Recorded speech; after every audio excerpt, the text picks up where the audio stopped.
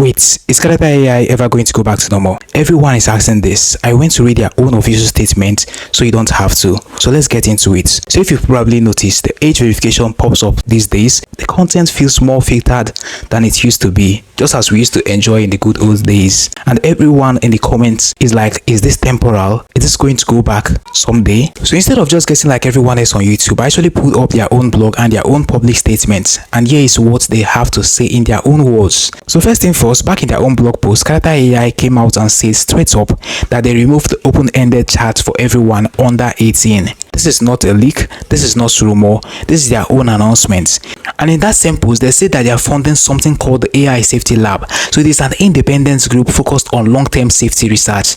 So this wasn't a quiet back-end twerk or maybe a glitch from their server. They actually put their name on it. So now, this isn't just a Character.AI thing. Across the whole industry, AI chatbot companies have been getting more attention from regulators and a few US states that have passed new laws about how these chatbots are allowed to interact with users. I'm not going to sit here and speculate on stuff I can't fully confirm. I just want you to see the bigger picture this is happening inside of. But here is the part that I think most people actually miss. While all this safety stuff was rolling out, they were still shipping new features, story memories, Character.AI book, a whole new micro drama series in the app. And that is not a company that is packing up or pulling back. That is a company trying to keep growing while also cleaning the house. So after analyzing all of this based on what Character.AI has said on their own statements and what is currently happening in the app, when a company commits to funding an independent safety lab, that is not just something that they can actually switch back the next month.